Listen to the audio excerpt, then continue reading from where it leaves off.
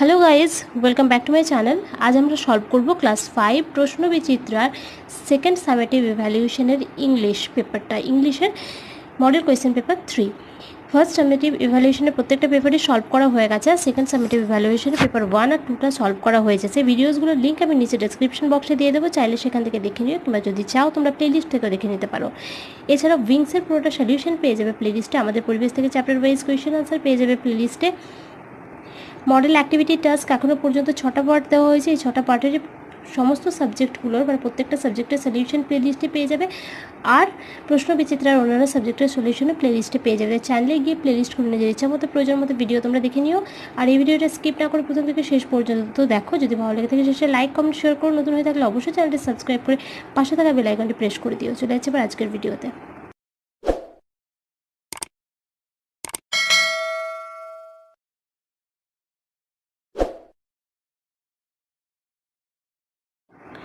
Model question paper 3 একটা passage আছে, 1 নম্বরে বলা হয়েছে রিড দ্য ফলোইং প্যাসেজ। এই প্যাসেজটা পড়তে বলা হয়েছে। এই প্যাসেজটা তোমাদের এই text book the rebel poet থেকে নেওয়া হয়েছে, দেখো পড়লেই বুঝতে পারবে। ফাদার, মানে এখানে একটা কনভারসেশন পুরো প্যাসেজটাই রয়েছে, নিশ্চয়ই তোমরা পড়েছো। তো এটা ফাদার মানে বাবার উক্তি।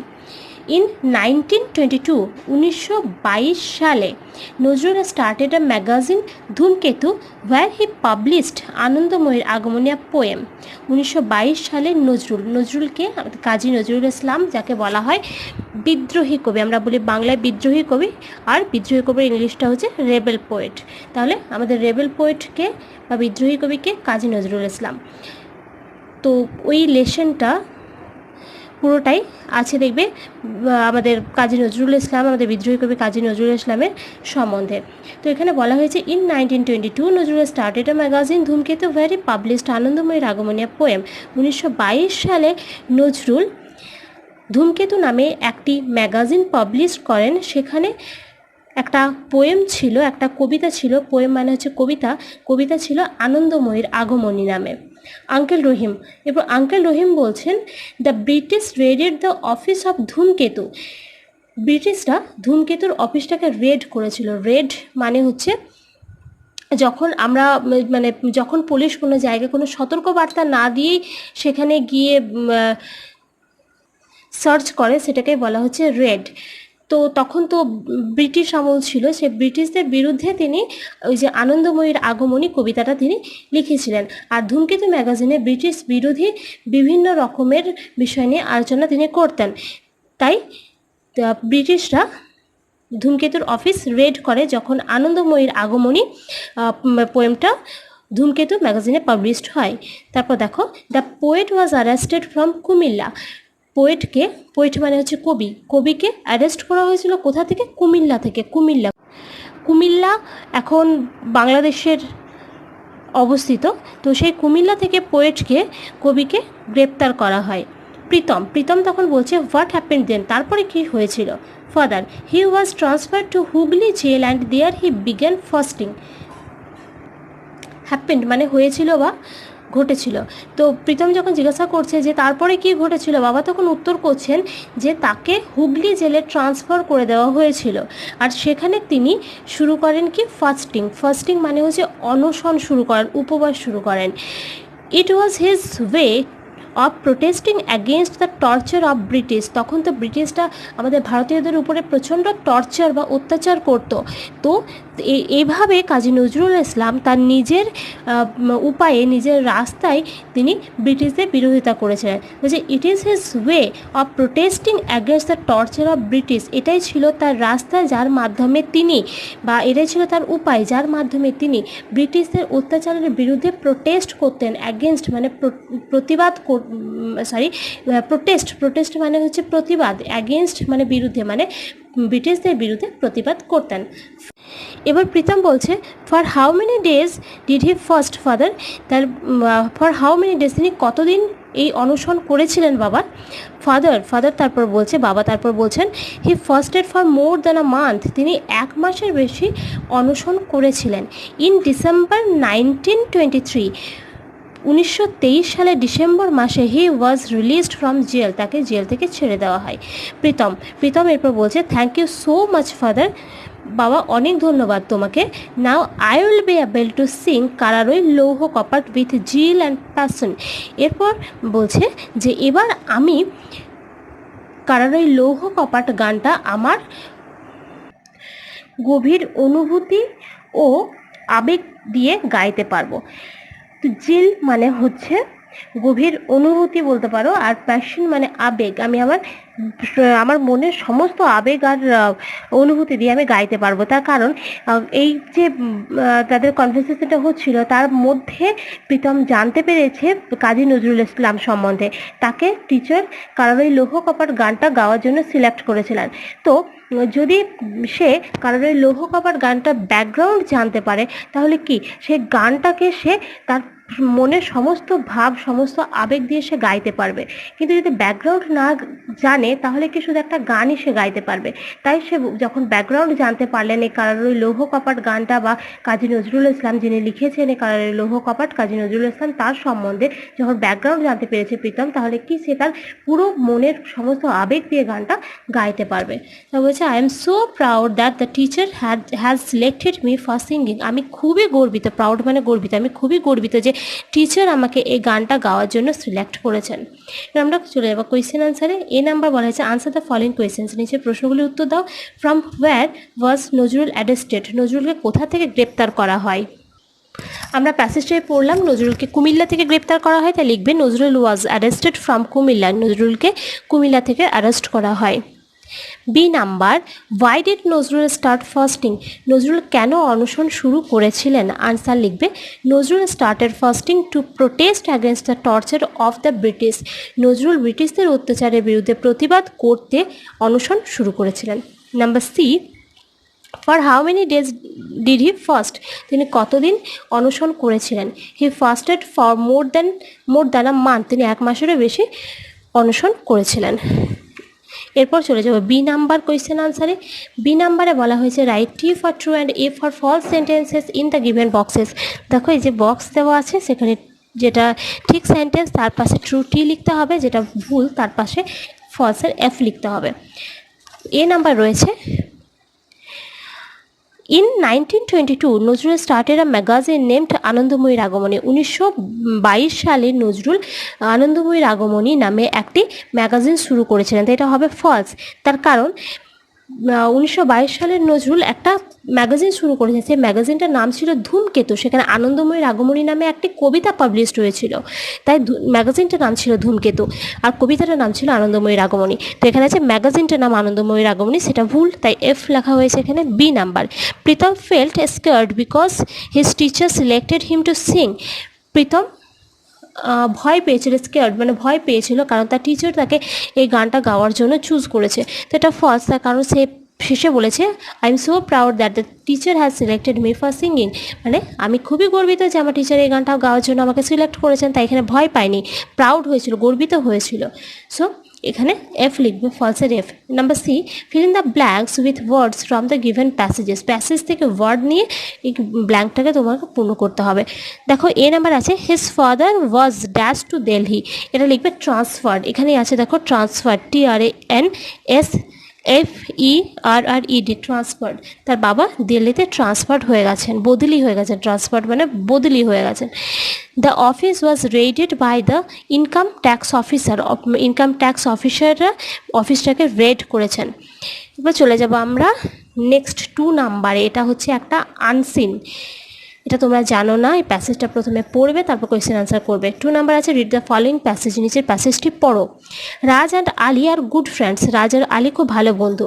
রাজ comes to Ali's house to play, Raj আলীর বাড়িতে খেলতে আসে। Ali's father has a small mill, আলীর বাবার একটা ছোট্ট মিল আছে। The mill is near a hill, এই মিলটি একটি পাহাড়ের সামনে। One day the boys went up to the top of the hill to play, একদিন এই ছেলেরা মানে আলী আর রাজ এই বন্ধুরা মিলে ওরা হিলের উপরে মানে পাহাড়ের উপরে চেপেছিল খেলা করতে। Ali threw a ball which Raj was suppose to catch. Ali একটা বল ছুঁড়েছিল যেটা রাজ ভেবেছিল যে আমি এটা ধরে নেব, বাট হি ফেল্ড, কিন্তু সে ব্যর্থ হলো, সে বলটা ধরতে পারলো না। And fell it down and began to roll, এটি পড়ে গেল। পাহাড়ে ওরা খেলা করছে, একটা বল ছুড়লো, আলী সেটা ধরতে পারলো না, আর রাজ সেটা ধরতে পারলো না, তাই সেটা মাটিতে পড়ে গেল। নিচে পড়ে গেলে কি হবে, যেহেতু পাথরে আছে, তাই মানে পাহাড়ে আছে, তাহলে কি হবে, বলটা গড়িয়ে গড়িয়ে নিচে চলে আসবে। তো বলছে এটা নিচে পড়ে গেল আর এটা গড়াতে শুরু করলো। It rolled and the two boys ran after it. এটি গড়াতে লাগলো আর এই দুটো ছেলে মানে আলী আর রাজ এর পেছনে দৌড়াতে লাগলো। But the ball fell into a small well near the mill. কিন্তু বলটি পড়ে গেল কোথায়, একটা ছোট্ট কুয়োতে, যেটা ছিল মিলের সামনে একটা ছোট্ট কুয়োতে পড়ে গেল। তো এটাই ছিল প্যাসেজ। এরপরে আমরা এখান থেকে কোয়েশ্চেন আনসারগুলো করে নেব। দেখো এ নাম্বারে বলা হয়েছে আনসার দ্য ফলোইং কোয়েশ্চেন্স, নিচের প্রশ্নগুলো উত্তর দাও। What is the mill where is the mill situated. মিলটি কোথায় অবস্থিত, সিচুয়েটেড মানে অবস্থিত। আনসারটা তোমরা লিখবে। The mill is situated near a hill. মিলটি একটি পাহাড়ের সামনে অবস্থিত। B number question, where did the ball fall and how. কোথায় বলটি পড়ে গিয়েছিল আর কিভাবে পড়েছিল। On the top of the hill, পাহাড়ের চূড়া থেকে Ali threw a ball which Raj could not catch and it fell down and began to roll. Ali একটা বল ছুঁড়েছিল যেটা রাজ ধরতে পারেনি এবং এটি গড়াতে শুরু করেছিল। At last it fell into a small well near the mill. শেষে এটি একটি মিলের সামনের একটা ছোট্ট কুয়োতে পড়ে গেল। বি নাম্বার আছে write T for true and F for false sentences in the given বক্সের মধ্যে যেটা ট্রু তার জন্য ট্রু টি লিখতে হবে, মানে সত্য সেন্টেন্স ঠিক সেন্টেন্স তার পাশে ট্রু টি লিখতে হবে, যেটা ভুল তার পাশে ফলসের এফ লিখতে হবে। বি নাম্বারের 1-এ রয়েছে রাজ অ্যান্ড আলী আর কাজিনস। রাজ আর আলী হচ্ছে কাজিন মানে হচ্ছে খুড়তুতো ভাই, কিন্তু না, রাজ আর আলী কি আমরা পড়লাম প্যাসেজের মধ্যে ফ্রেন্ড, তাই এটা ফলসের এফ হবে। B number Raj comes to his friend's house to play. Raj তার বন্ধুর বাড়িতে খেলতে আসে, এটা হবে ট্রু, কারণ রাজ আলীর বাড়িতে খেলতে আসে। নাম্বার 3-তে রয়েছে fill in the blanks with suitable articles and prepositions. Article আর প্রিপোজিশন বসে ব্ল্যাঙ্কগুলো পূর্ণ করতে হবে। এই নাম্বার আছে I met mister Roy dash an hour ago. এখানে একটা আর্টিকেল বসবে, তো এখানে আর্টিকেলটা কি বসবে, দেখো আওয়ার আছে, এইচ ও ইউর আওয়ার, তো এইচটা কনসোনেন্ট, তার কারণ আমরা জানি এ ই আই ও ইউ এই 5টা হচ্ছে ভাওয়েল, আর ওই ভাওয়েলগুলো বাদে ইংলিশ যতগুলো লেটার রয়েছে সেগুলো প্রত্যেকটাই কনসোনেন্ট। তো সেই হিসাব মতো এইচটা কনসোনেন্ট হচ্ছে, তার আগে এ হওয়ার কথা ছিল, কিন্তু এ না হয়ে এখানে দেখো অ্যান হয়েছে। তার কারণ হচ্ছে এইচের উচ্চারণ এখানে এইচের মতো নেই। দেখো আওয়ার বলছি আমরা, এইচ ও ইউর আওয়ার বলছি, কিন্তু উচ্চারণটা হওয়ার কথা কী ছিল, হাওয়ার, তো আমরা হাওয়ার না বলে আওয়ার বলছি, তো এইচের উচ্চারণটা এখানে এইচের মতো নেই, এখানে হাওয়ার না হয়ে আওয়ার হয়েছে। যেমন HONEST, হনেস্ট নয়, এটা অনেস্ট, তাই এইচের উচ্চারণ এখানে অ হয়েছে, তাই এখানে এই যে এইচের উচ্চারণ অ আ এরকম হয়েছে, তাই এর আগে সবসময় অ্যান বসবে।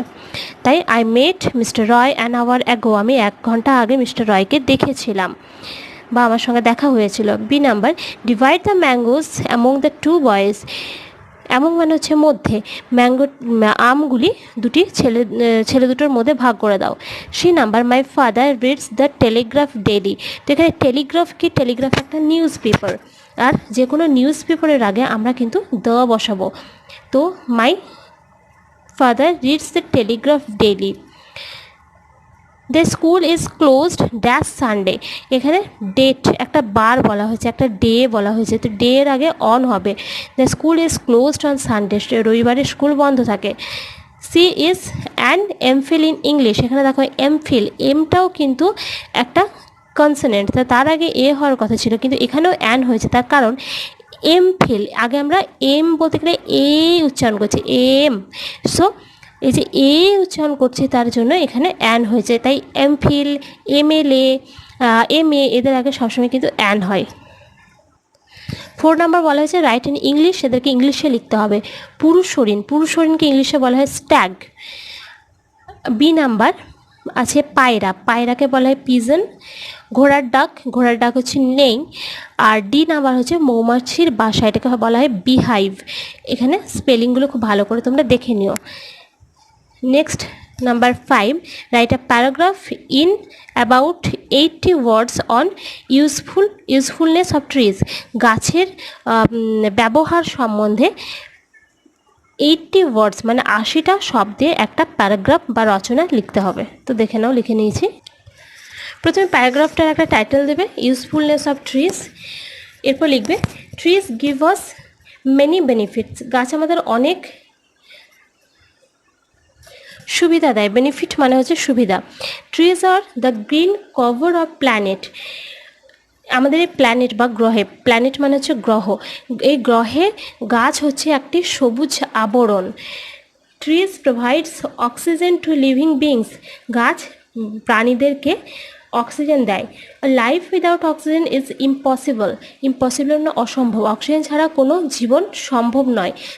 তাই তো আমরা যদি নিঃশ্বাস বন্ধ করে দিই তাহলে কি আমরা বাঁচতে পারবো? বাঁচতে পারবো না। অক্সিজেন ছাড়া আমরা কখনোই কোনোভাবে বাঁচতে পারবো না।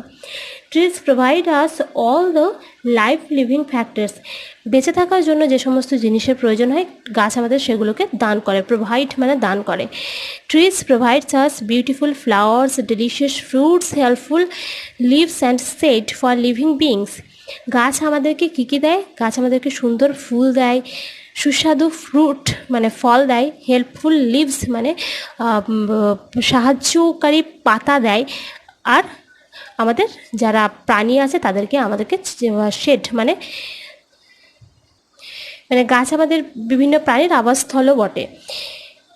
মানে বিভিন্ন প্রাণী সেখানে, যেমন বিভিন্ন পশু বিভিন্ন পাখি গাছের মধ্যে বাস করে। তা বলা হয়েছে leaves of trees are very beneficial as they are useful for medical purposes. গাছের পাতা, লিভ মানে হচ্ছে পাতা, গাছের পাতাও খুবই দরকারি, তার কারণ এটি মেডিকেল পারপাসে ব্যবহার করা হয়।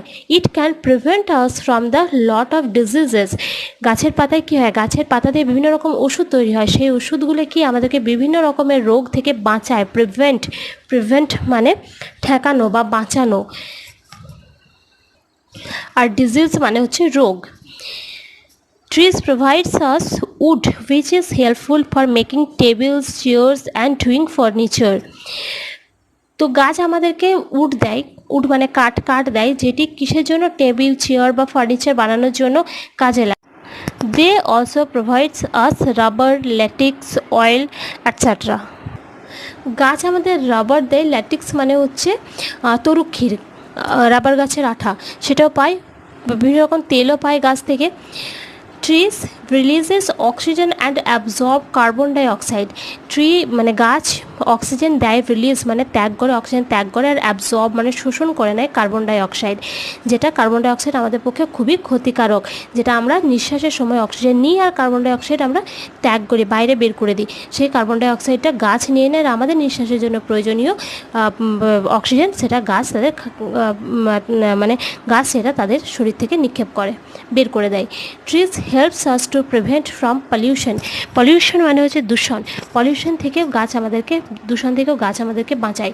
Trees are also very helpful two different animals. গাছ বিভিন্ন প্রাণীর কাছেও খুবই উপকারী। From the above all things, we can conclude that trees are everything of our life. Conclude মানে হচ্ছে সিদ্ধান্তে উপনীত হওয়া বা সিদ্ধান্তে পৌঁছানো। এই উপরের সমস্ত ব্যাপারগুলো দেখে আমরা এই সিদ্ধান্তে পৌঁছতে পারি যে গাছ আমাদের কাছে, trees are everything of our life, গাছ আমাদের জীবনের সব কিছু, এভরিথিং মানে সব কিছু। তো এটাই ছিল মডেল কোয়েশ্চেন পেপার 3 সলিউশন। যদি ভিডিওটি ভালো লেগেছে তো প্লিজ লাইক করো, কমেন্ট করো, শেয়ার করো, আর যদি নতুন চ্যানেলে ভিজিট করছো তো প্লিজ চ্যানেলটিকে সাবস্ক্রাইব করে পাশে থাকা বেল আইকনটি প্রেস করে দিও, যাতে নেক্সট ভিডিওগুলো যখনই আপলোড করবো তার নোটিফিকেশন সবার আগে তুমি পেয়ে যাও।